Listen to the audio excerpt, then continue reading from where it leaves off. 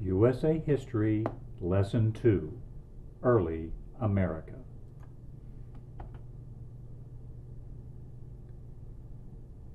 The Colonial Period, page 1. In the early 1600s, many people from Europe came to North America. Emigrants from England often were helped by private individuals who wanted to make a profit. Early English settlements developed in 3 areas along America's eastern coast. They were the New England Colonies, Middle Colonies, and the Southern Colonies. The first English colony was founded as a middle colony at Jamestown, Virginia in 1607. In 1620, the Pilgrims arrived on the Mayflower and founded Plymouth Colony as a New England colony in Massachusetts. This is a picture of the Pilgrim ship, the Mayflower. In 1681, William Penn, a wealthy Quaker, received a large tract of land which became known as Pennsylvania. The first German community was established in Pennsylvania in 1683. To help settle it, Penn recruited immigrants. Many of them were religious dissenters like Quakers, Mennonites, Amish, Moravians, and Baptists. By 1733, 13 English colonies had been established along the Atlantic coast. This is a picture of William Penn.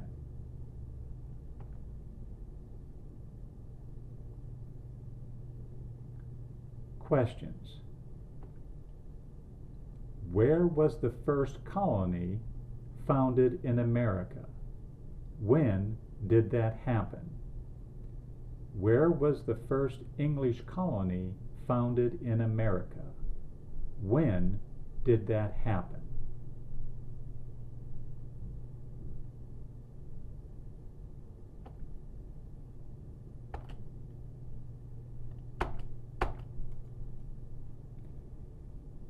The first English colony was founded in Jamestown, Virginia in 1607.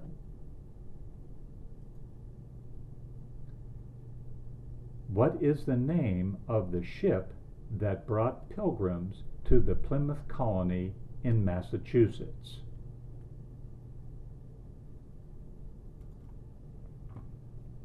A ship named the Mayflower brought pilgrims to the Plymouth colony in Massachusetts. What is the name of the USA state that William Penn, a Quaker, settled in 1681 for those seeking religious freedom?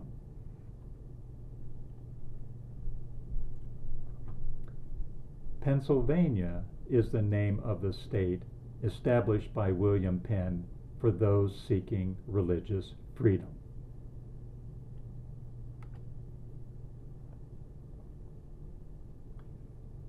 The Colonial Period, page 2.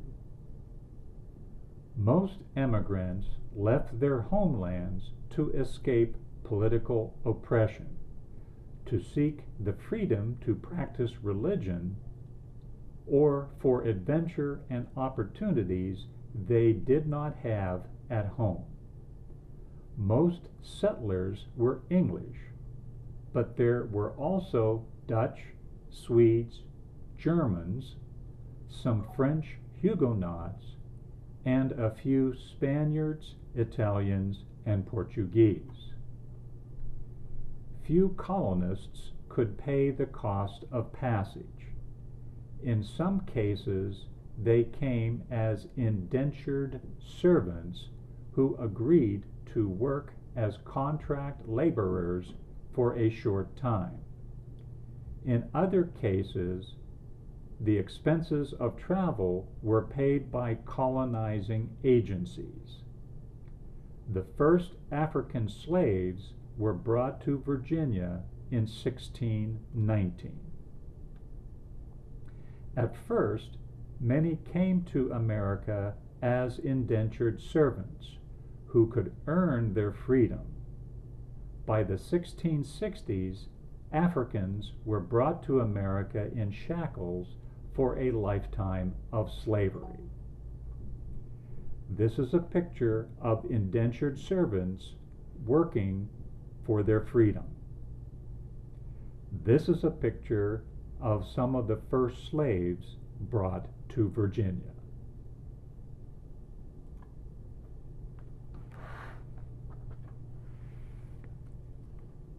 Questions. From what country did most colonial immigrants to America come?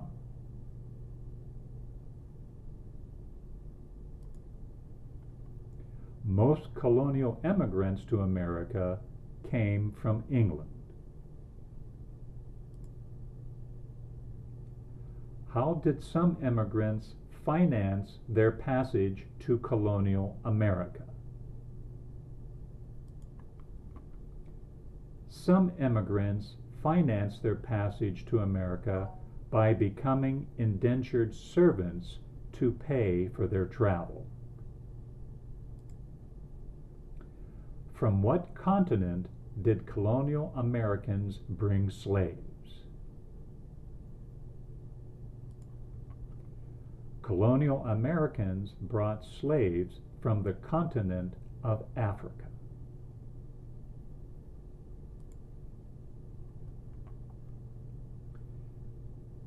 The colonial period, page 3. The economy and society of New England was different from the economies and society of the Middle Colonies and the Southern Colonies.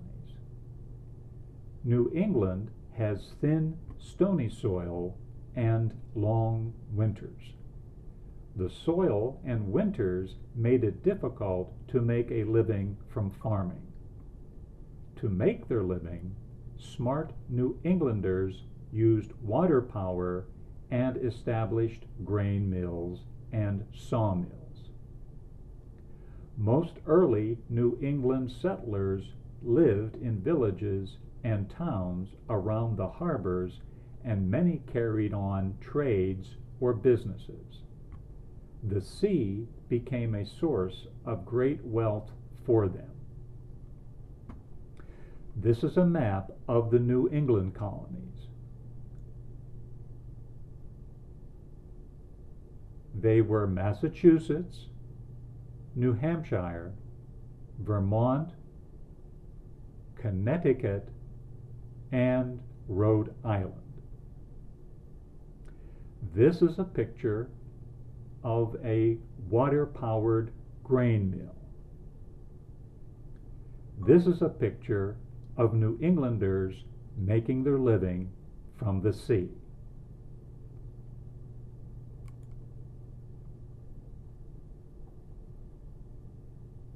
Questions. Please name as many as you can of the 4 New England colonies in America. The New England colonies were Massachusetts, New Hampshire, Vermont, Connecticut, and Rhode Island.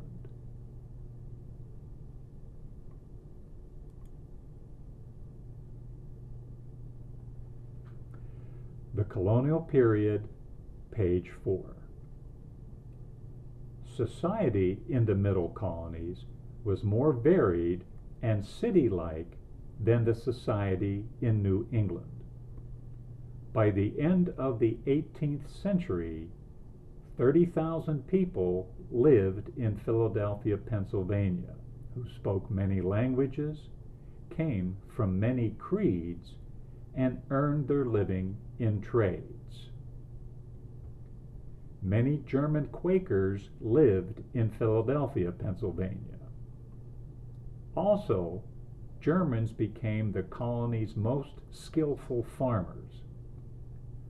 Others started cottage industries such as weaving, shoemaking, cabinet making, and other crafts.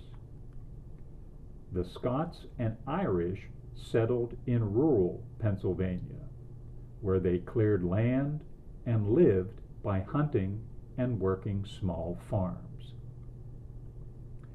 The Middle Colonies were New York, Pennsylvania, Delaware, and New Jersey.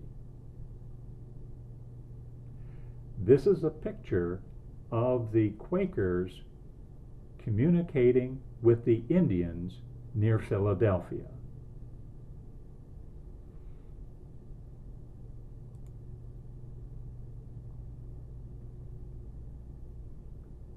Questions. Please name as many as you can of the 4 middle colonies in America.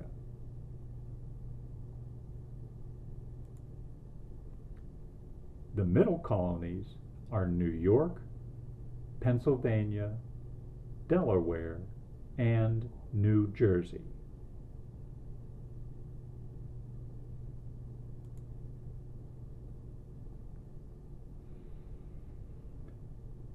The colonial period, page 4. The Southern colonies were mostly rural. In Virginia and Maryland, the planters supported by slave labor held most of the political power and owned the best land. At the same time, yeoman farmers who worked smaller tracts of land sat in popular assemblies and found their way into political office. Charleston, South Carolina, became the leading port and trading center of the South. Virginia farmers made large profits from a single crop, tobacco. Landowners in North Carolina and South Carolina exported rice and indigo. The Southern colonies were Maryland, Virginia, North Carolina, South Carolina, and Georgia. This is a picture of the marketplace in Charleston, South Carolina. You can visit this building today. This is a picture of cotton and the indigo plant, which is used to make indigo dye to color cotton a deep blue. This is a picture of slaves working a rice plantation.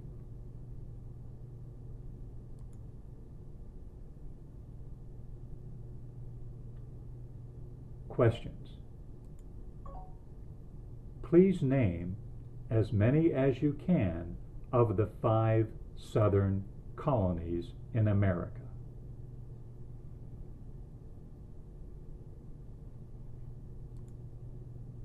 The Southern colonies are Maryland, Virginia, North Carolina, South Carolina, and Georgia.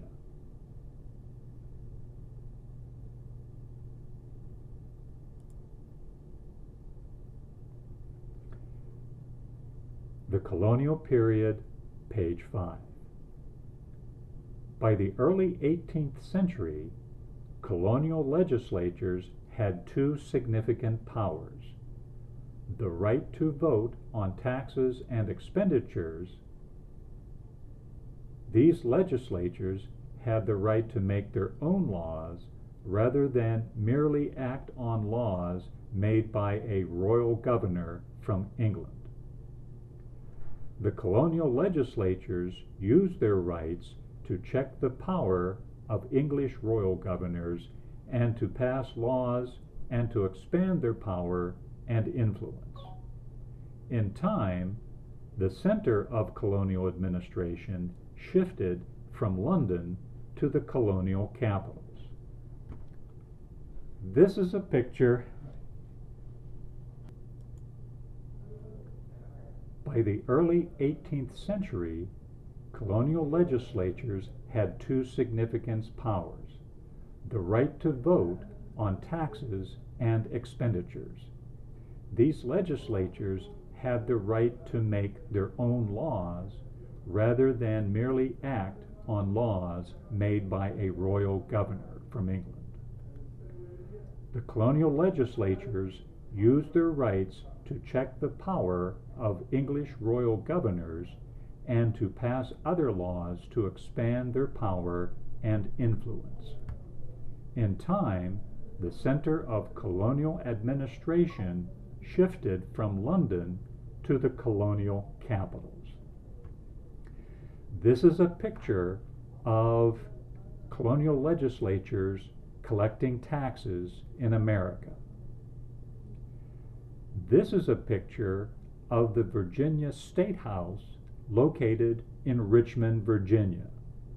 You can visit this building today. It looks much like this. And can you identify which of the colonies are the New England colonies, the Middle colonies, and the Southern colonies? The Southern colonies are Maryland, Virginia, North Carolina, South Carolina, and Georgia.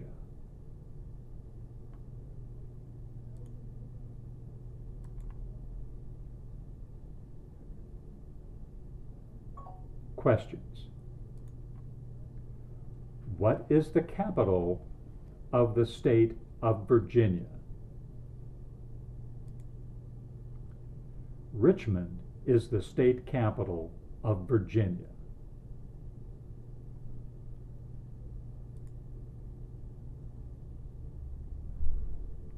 Congratulations, you have reached the end of Lesson 2. Here is a picture of all of the 13 original colonies in America. This is a picture of the first settlement in America, Jamestown, Virginia. Thank you for listening.